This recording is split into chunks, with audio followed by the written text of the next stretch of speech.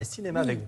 Oui, et ce matin, Bintili, vous nous emmenez au cinéma, 2 films et 2 ambiances très différentes. Exactement, 2 films qui sortent aujourd'hui. Alors je commence avec la pépite, mon film préféré, c'est Un hiver en été, film de Laetitia Masson qui a déjà sorti En avoir ou pas, ou encore Love Me. Et là, elle nous propose un film choral, vous savez, avec une multitude de personnages dont les destins sont plus ou moins liés. Alors je vais vous refroidir ce matin. Dans ce film, on est en France au mois de juin, mais il fait moins 10 degrés. On est dans une ambiance... Valérie Maurice sort de ce corps. Il s'est passé quelque chose, je crois, avec Valérie Maurice. Donc, je vous l'ai dit, ambiance de fin du monde. On a froid, les rues sont vides. Ça rappelle un petit peu le premier confinement. La France est à bout de souffle. Le pays va mal. Il y a une espèce de sorte de crise climatique, sanitaire et sociale. Bande-annonce pour Sofiane. Le froid polaire ne sévit pas uniquement en France. Partout en Europe, un courant d'air glacial paralyse les habitants. Et vous savez très bien faire les visages. C'est votre visage. Il est beau. Les femmes et les enfants, tout le monde sait que c'est de la folie, ça sert à rien.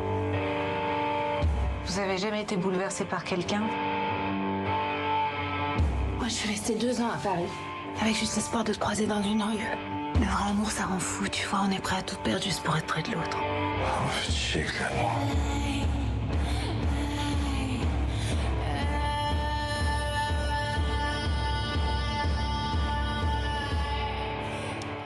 Waouh, ambiance Voilà. glaciale, mais Oui. casting de dingue. Hein, Mais- pas glacial. On l'a dit, Lorraine vient de le dire, casting de dingue. Benjamin Biolay, Nicolas Duvauchel, Nora Hamzaoui, Pablo Poli, Clémence Poésy, Élodie Bouchet, je l'ai dit, je crois déjà, entre autres. Les personnages fonctionnent beaucoup en duo. Donc on a ce chef d'entreprise qui rêve d'aller sur la planète Mars, qui croise les boueuses, le SDF qui s'incruste chez le militaire.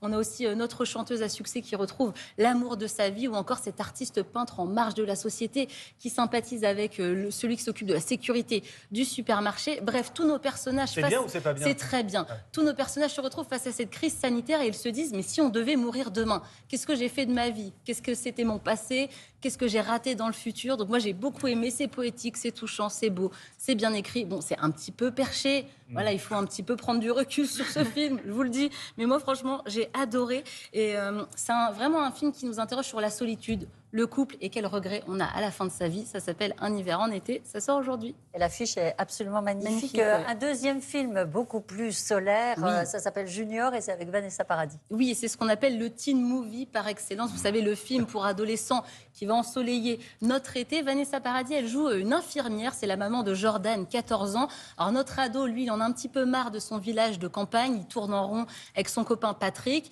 Il y a aussi Jessica. Jessica, c'est le nom qu'il a donné à sa console de jeu. Malheureusement, elle va rendre l'âme. Donc, il essaie de s'occuper Rest comme in il peace, peut. Jessica. Exactement. Il va s'amuser à se couper les cheveux avec Patrick, sauf que Patrick va le rater. Donc du coup, Jordan va se retrouver avec Ah la ouais, boule faut rater. à zéro. Il va se raser complètement. Et en fait, il se rend compte qu'on le prend pour un enfant malade. Et il se dit, tiens, je vais utiliser l'info. Il crée une cagnotte pour se repayer une console. Oui, c'est un petit peu abusé. Et en fait, il se rend compte que tous les gens de son collège deviennent amis avec lui. Tout le monde le prend en pitié. Quand les losers deviennent les dingue stars du comme bahut. scénario. Voilà, c'est la base du scénario, regardez. C'est ouf, les gens ils sont plus pareils depuis que t'as le cancer. T'es grave courageux quand même. Il a voulu faire quelque chose pour toi.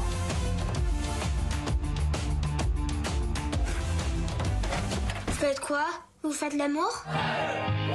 Les chauves, ils veulent que tout le monde se rase. On dirait une secte. C'est en train de partir en couille là. N'importe quoi. Je vais appeler ta mère. C'est quoi ce bordel? Si je guéris, je te bute. Oula!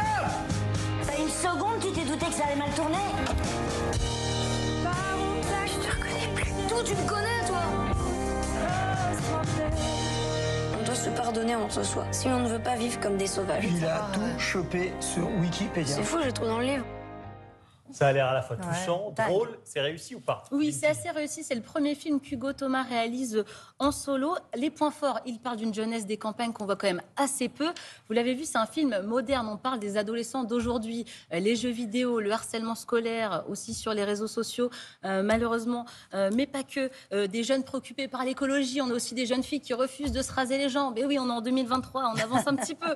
On voit aussi le désarroi de cette mère qui travaille beaucoup et qui, du coup, laisse des messages via des post-it sur le frigo. Donc son fils finit par un petit peu lui prendre la tête. Ça donne une scène très très forte, une grosse dispute.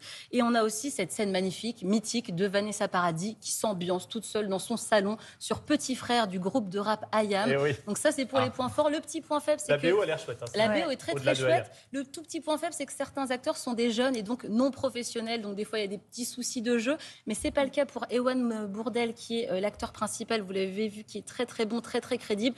Et on rit. Vous avez même ri dans la bande-annonce. Vous ne pouvez pas choisir entre les deux films. Ah non, ils n'ont rien à voir, mais on aime les deux et ça sort aujourd'hui. Donc allez vous faire plaisir en salle. Surtout à Paris, il fait pas très chaud. Et, donc, et ailleurs en France aussi, je vous l'annonce. Merci beaucoup, Vin TV, pour ces conseils cinéma.